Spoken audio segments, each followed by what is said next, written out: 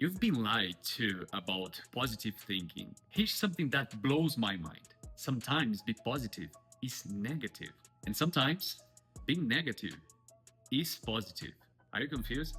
Good, because a recent study in Journal of Psychological Rehabilitation just exposed the dark side of positive thinking that motivation gurus don't want you to know about it. And once you understand this, everything changes. Think about this.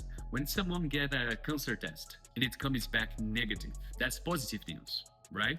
But when someone tests for positive for a disease, that's actually bad news. The word positive itself, it's broken. And so is our obsession for positive thinking. Here's what research discovered.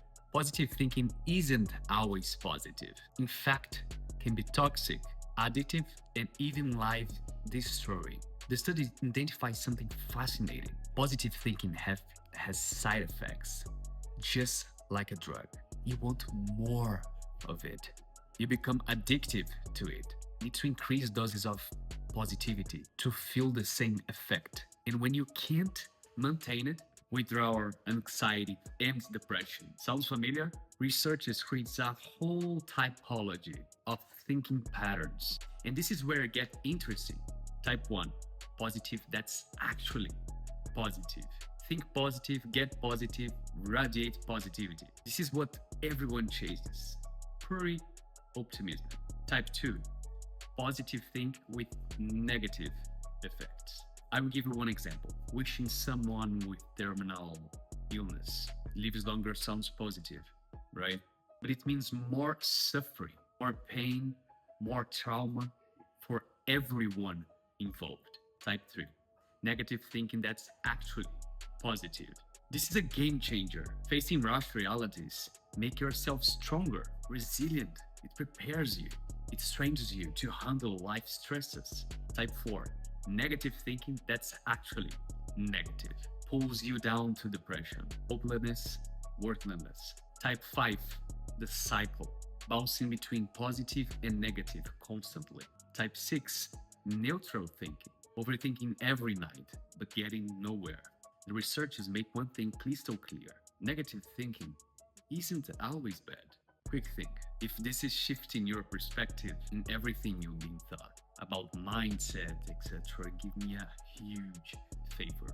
Hit that subscribe button and follow the channel. It genuinely helps us to grow and reach more people who need to hear this truth.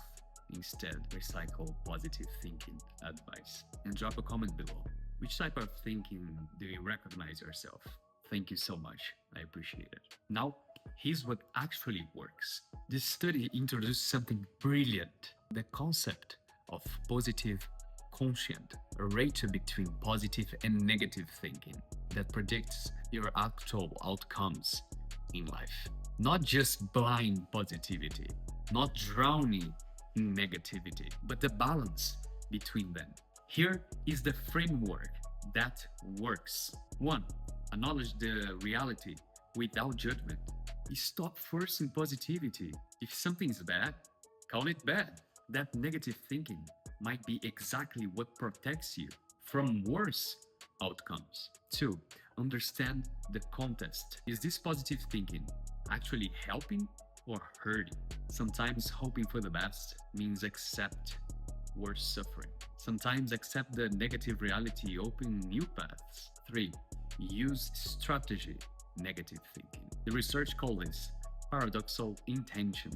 Think negative to get the positive.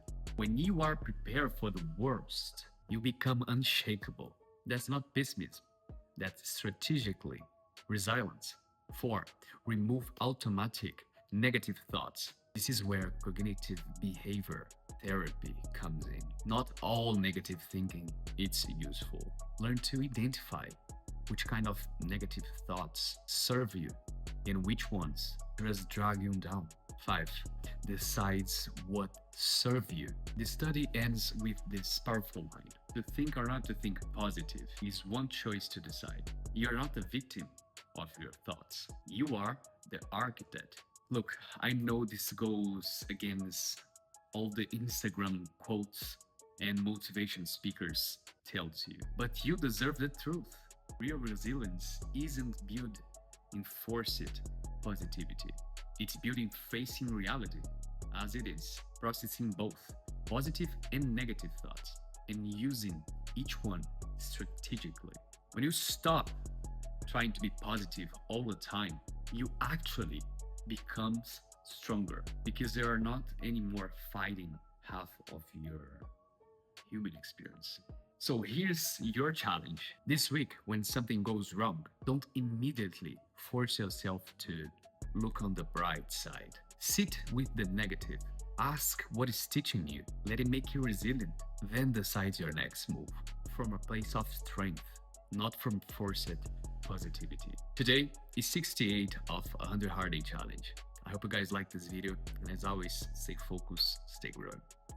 I'm here, rooting for you.